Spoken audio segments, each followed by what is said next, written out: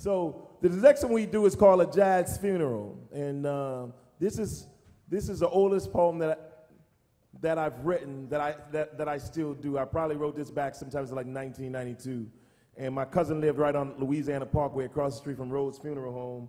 So we were leaving his house and little dude got killed. He was like 17 and he had a funeral. We didn't know him, but you know how in New Orleans we just said, damn, it's a funeral. Get the 40 ounce of beer, get a pack of cigarettes. We gonna follow them. So I wrote this poem about that little experience.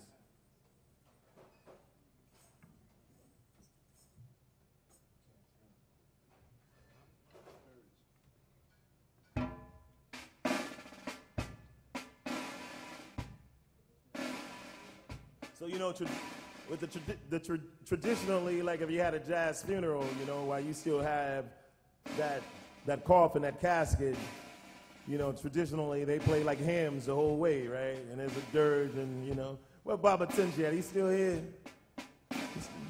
Oh, he left. Baba Tunji was a grand marshal, but you know, you got like a little walk you do.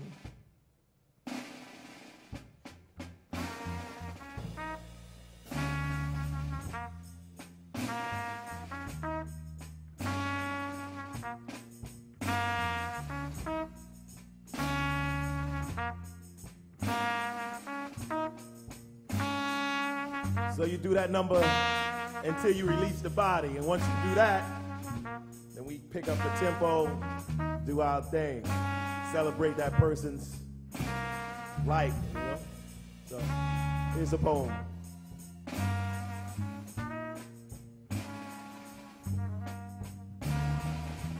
The very soft, slow, euphonic rhythm of the jazz band ripens the atmosphere. And a myriad of screams, shouts, and tears seem to blend in with the solemn music, almost as if the horns and drums had a melodious cry of their own. With a 40 ounce in one hand and a cigarette in the other, to calm my nerves and soothe my soul, along with the others I gently rock from side to side, as the young brother's casket is brought from the sanctuary of the church to the back of a hearse, where we all began to prepare for his last dance, his last ride, his last party. The African sisters who nurtured this man child are having fits, because at 17 you can't help but think of what he could have been, but today he's just dead. Another young, misguided, misdirected warrior whose life has been sucked from within his breast permanently, forever, for nothing. The procession is starting and the grind has become more intense. And as we move away from the church, the euphonic rhythm has changed. It is no longer soft and sad. It is now wild, happy, and in a sense, a little mad. When you throw your hands in the air and gracefully and emphatically move your body in a way that only Africans can, an unpatterned way that's natural to you, and flow with the music down in New Orleans, we call that the second line. Our body's language say to this young brother that this dance is for you. Yes, this last dance is for you. We dance so your last vision of us can be a happy one. And as we party past the housing project, this is the last time you see your playground and battlefield, this vicious, brutal, familiar enclave of blackness, where you endured much pain and hurt, mingled with laughter and love. It's the last time to see the rough, happy, innocent, nappy-haired little boys on their bikes that remind you so much of yourself when you were 10 and innocent.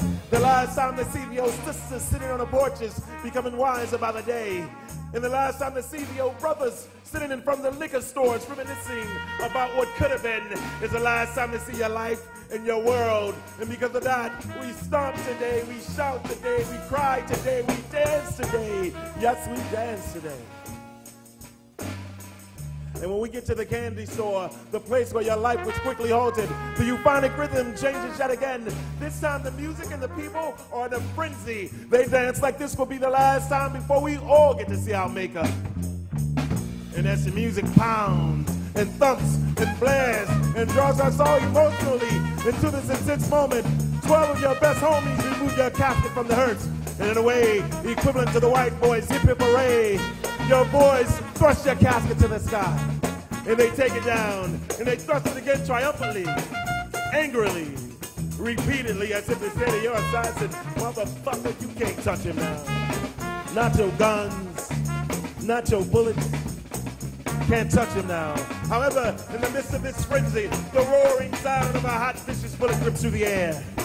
Perhaps this is the assassin's rebuttal. This bullet must also sound like the fat lady, because the party's over. African brothers, sisters, and babies seek refuge, desperately trying to avoid their last dance. But deep down inside, we all know that we will dance again soon.